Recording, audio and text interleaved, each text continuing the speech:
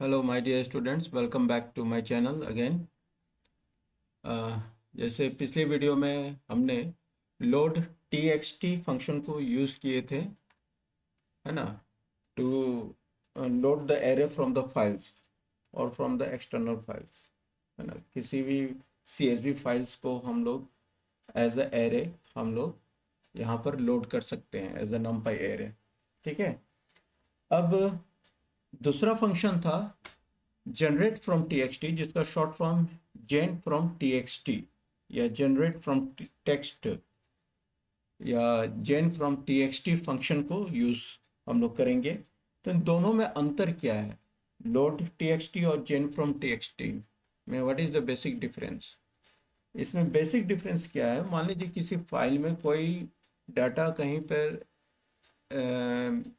क्या बोलते हैं मिसप्लेस है या न्यूमेरिक डाटा है, लेकिन उस बीच में कुछ स्ट्रिंग वैल्यू दिया हुआ है, तो उसको भी ये it can handle very easily, है ना।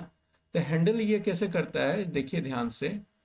और एक डिफरेंस क्या है कि ये लोड टीएक्सटी में हम लोग स्किप रोज लिखते थे, यहाँ पर हम लोग लिखेंगे स्किप हेडर।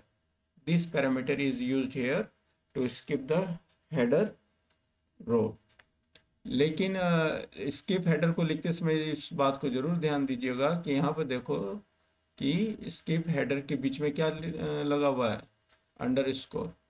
स्पेलिंग बिल्कुल एज इट इज ही रहना चाहिए, है ना, क्योंकि ये केस सेंसिटिव है और थोड़ा भी एरर अगर होगा तो it will create it will not run the file.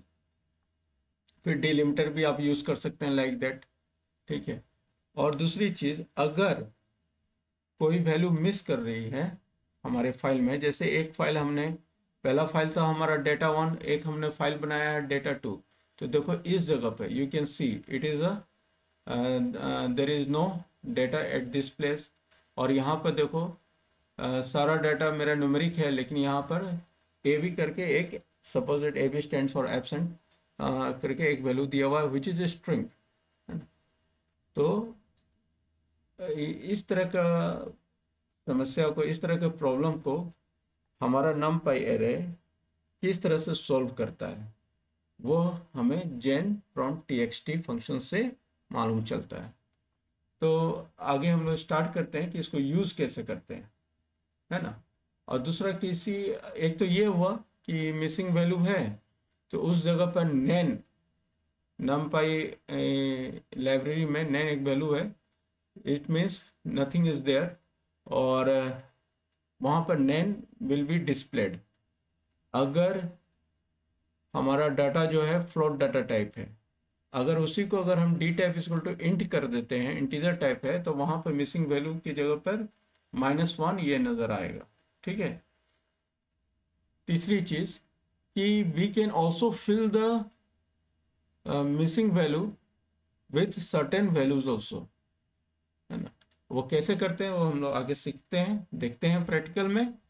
तो सबसे पहले हम क्या करेंगे, इंपोर्ट करेंगे numpy एरे को, इंपोर्ट numpy एज np। ठीक है, np इज द एलियास। अब हम इसको यूज करते हैं।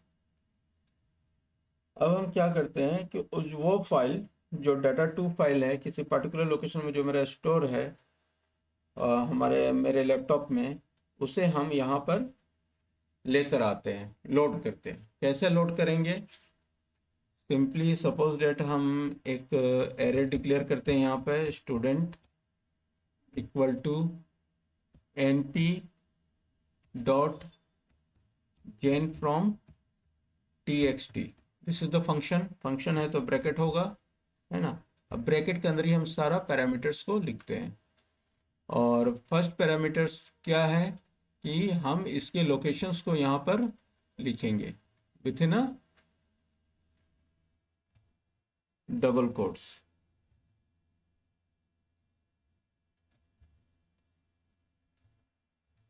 ठीक है। तो फाइल का नाम मेरा डेटा टू है, it is stored in D locations. अब हम चलते हैं, कोमा देते हैं।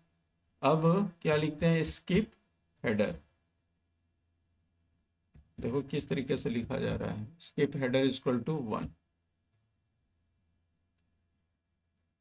और साथ में डिलिमिटर्स दे देते हैं या delimiters. Meter equal to comma. अब इसको रन करते हैं और प्रिंट से इसको शो करते हैं।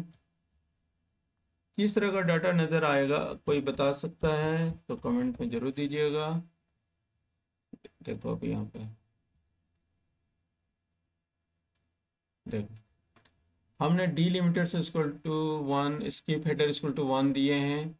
तो व्हाट हैपेंस कि हमारा हेडर पार्ट्स नज़र नहीं आ रहा है हमें एरे में, ये पूरे टेबल को ही एज ए एरे यहाँ पर शो कर रहा है। दूसरी चीज़, सारा वैल्यू जो है ये किस तरीके का शो कर रहा है, फ्लोट डाटा टाइप, क्योंकि हमने डी टाइप यहाँ पर फ्लोट नहीं दिया है। और यहाँ पे क्या शो कर रहा है, नैन, है ना। बाय डिफ़ॉल्ट जो है हमेशा ये फ्लोट डाटा टाइप ही होता है। अगर हम यहाँ पर अब देखो d type equal to int करते हैं, ठीक है, अब इसका रिजल्ट देखिए।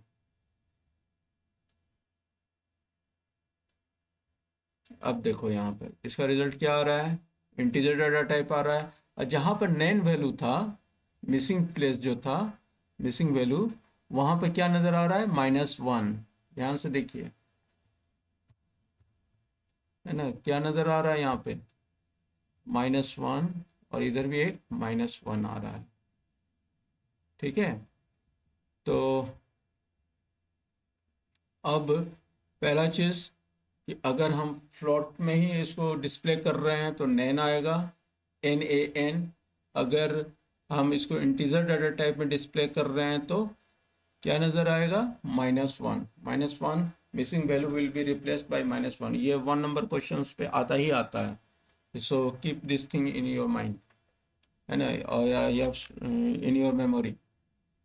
अब हम क्या करते हैं कि हम ये नहीं चाहते हैं, अब जैसे यहाँ पर क्या है कि मिसिंग वैल्यू दिया हुआ है।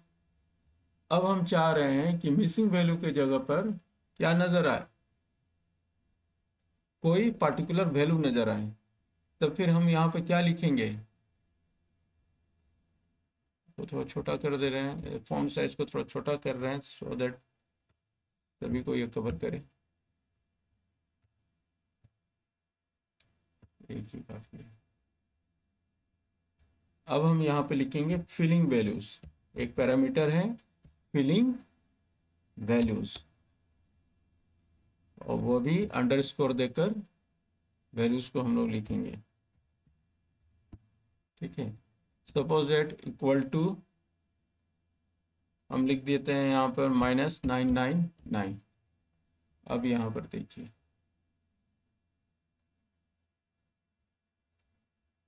अब इसका रिजल्ट देखिए, फिलिंग वैल्यूज में क्या नज़र आ रहा है, -999, अगेन -99 एंड 9। तो यहाँ तक आपको ये चीज़ें समझ में आई कि फिलिंग वैल्यूज को हम लोग किस तरीके से